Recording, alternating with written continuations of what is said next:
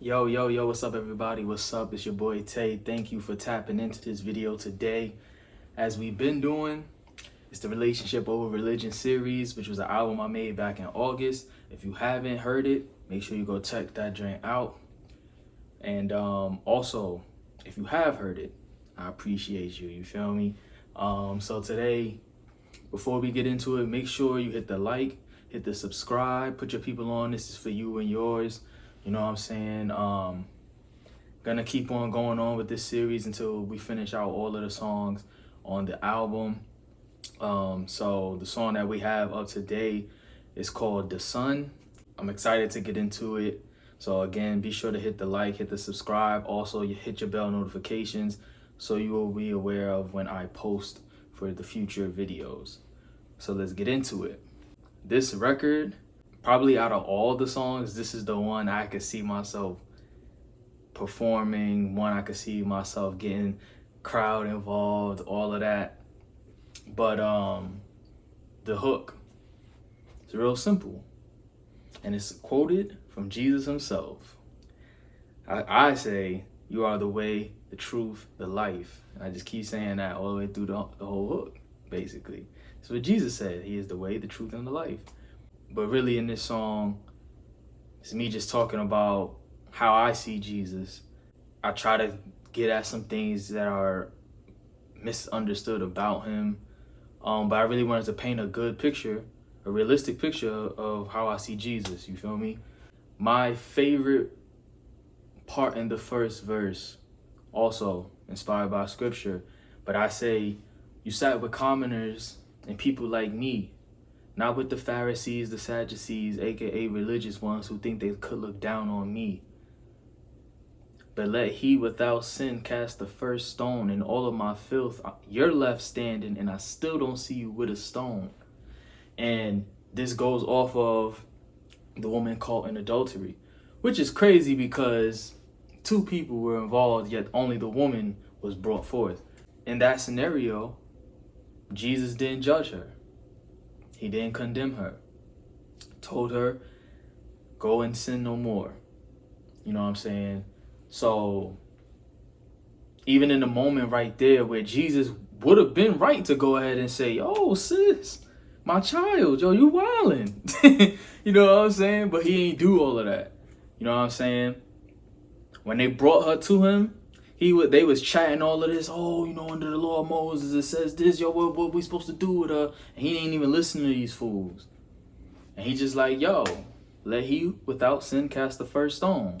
And he sat there player like, and he just, man, I'm just looking in this floor, messing in the dirt. You know what I'm saying? Like, he would have been, especially him being who he is, he would have been right to go ahead and judge her, but he did not do that. And a lot of the times, what we see with the Pharisees and Sadducees, they look and judge Jesus because he sat with people that were beneath them. The Pharisees and Sadducees, they was really like on some high horse type joint where they felt like they could look down on people and judge people. And I think Jesus said that I might be wrong, but it's basically they who are healthy have no need for a physician. I might be pronouncing that wrong, but basically it's like what I hear out in the world today. Oh, I don't like going to church. It's the most judgmental people, yada, yada, yada. They condemn and they judge the church. But again, if I'm good, I'm not going to the doctor. There's nothing for me to show them. I'm good. I don't need your services. You know what I'm saying? So the misconception that the world has about Christians is that we're going to be perfect now that we have Jesus. That's not the case. You know what I'm saying? So though we have Jesus in our life and he's working in us and he's changing us for the better, as long as we're on this side of life and as long as we're still in this flesh, sin is like inevitable. But the goal is overall is to walk like Christ walked. That's how you bring the kingdom of heaven down on earth. You know, Jesus is really on, like, he's different. He's not like all the other priests and everything like that. So the second verse, right, I say, I cannot imagine what I would do with a Judas. why you sitting at my table, dog? I know just what you doing. Like, even knowing that Judas is the one that's going to betray him and do him dirty, he didn't treat him differently than how he treated the other disciples. So even when he says love your enemies, he can still hold us accountable and say, didn't I tell you love your enemies? Love those who persecute you. We can't come back and say, nah, Jesus, you don't understand. He's going to say, in fact, I do understand. I sat and broke bread with the man who turned me in, knowing I was innocent for some silver. So it's like, even in him sitting there, how he handled in the whole Judas situation, he still was high character. He still was loving, so, but then I also say after that line, but a lot of us are Judas, filled with so much greed. My bad. A lot of us are Judas, filled with so much greed, dwelling amongst Christ, but let the devil sow a seed. Like, that is crazy how we could give our life to Christ. We could still, but like I said, like, we're in the flesh. So it's like we wrestling against our flesh and the devil, all to do the will of the Lord. And so it's crazy to me that Judas was one of the 12, but yet the devil still got him. That's how I see it out here in some of these Christians too, where it's like some of us, though we go to church, though we do all of these things, it's safe to assume Judas was, like, you could look at it like with Christians who just go to church. This is why I always say it's like, it's not enough. It's not about works. It's about relationship. This is why I called it relationship over religion, because Judas was with the disciples. He was with Jesus, yet the devil still sowed the seed.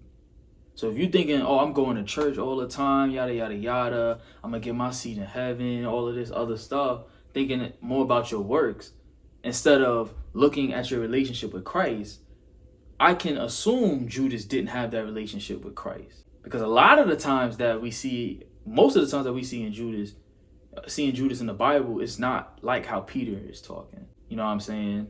Even though Peter also denied Christ, y'all going to sit here and act like y'all wasn't going to do it neither? It's different. Everyone could talk a good game, but when the beef cook up, this is when you really see who you are. But even in that moment, Jesus still, when he came back, and he was asking Peter, do you love me? He asked him 3 times. I think he asked him 3 times to remind Peter that although you did what you did, you are still mine. And I still know you're mine. And I knew you was going to do that. So it's really me reminding you by asking you, do you love me? Go and feed my sheep. Go tend to them and stuff like that. So I think that this record, I really wanted to big up Jesus, really. You know what I'm saying? Like, he's the goal. He's the standard forever and always.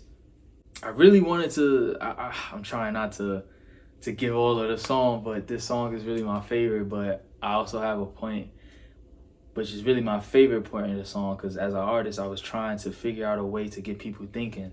So I ended with basically trying to challenge the listener. So I ask, excuse me. So I ask, have you ever loved someone that you know don't want you? And when they leave, have a place for them to return to? Have you promised them things to get them through generations? And through the generations, is it proven that you're faithful? Have you promised that one the truth and answer in time? Because with your eyes, you see their path ends in their demise. And when they still don't choose you, will you be faithful or run? And will that answer be you in the form of your son? Like, that's God. Like, you know what I'm saying? Like, I'm going to keep it a stack, man. How people be out here, I'm not sacrificing nothing. That's how I feel, let alone my only son. Yeah, that's wild. But yet the Lord did that for us. He did that for the world, but only thing keeping some people between them and God is their decision, their lack of recognition, their lack of desire and pursuit for truth, for Christ. You know what I'm saying? So that's really what the song was about. Those were some of my favorite parts. I know that last part was basically like the whole third verse, but when I finished that joint, I remember I went and told my mom. I said the whole joint to her. I told my dad, I was like, yo, this joint is crazy. Because I know, for the most part, those answers, when you think about them, you know, in this flesh, in this life, you're not doing that. Loving someone that you know don't want you.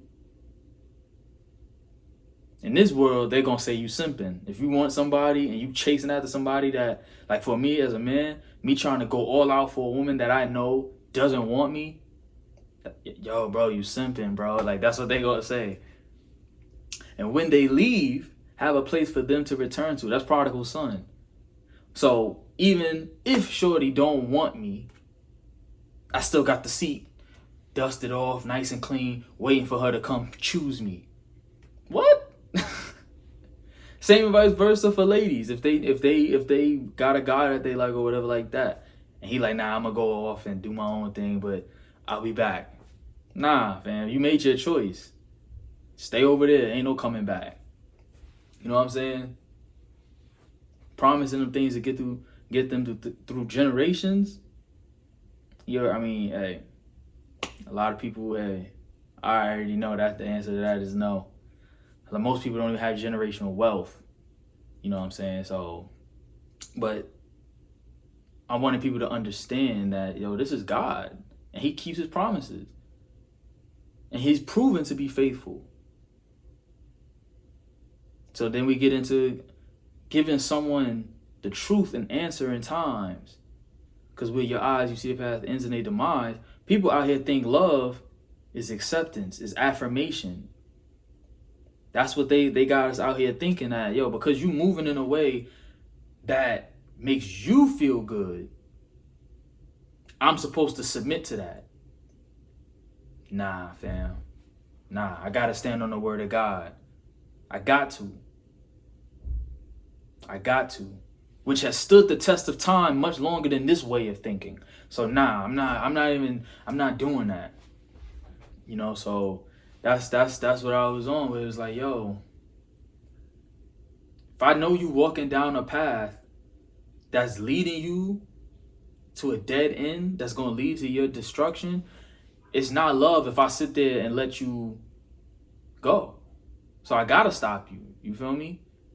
I gotta tell you, at least tell you. What you choose to do from that point on is on you. So, you know what I'm saying?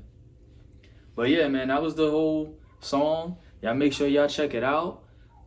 Make sure you hit the like, hit the subscribe if this song or if this video really helped you out, or really was just something that put the battery in your back for your love for God. My neighbor dog barking and stuff, you feel me? So I'm not gonna hold y'all much longer. But if you made it to this point in the video, I appreciate you. I thank you for giving me your time, giving me your ear. I pray that this was edifying to you and that it was a blessing. You know what I'm saying? So like, subscribe, bell notifications. This is for you and yours. Put your people on. And thank you, man. As always, man, peace and love. May the Lord be with you.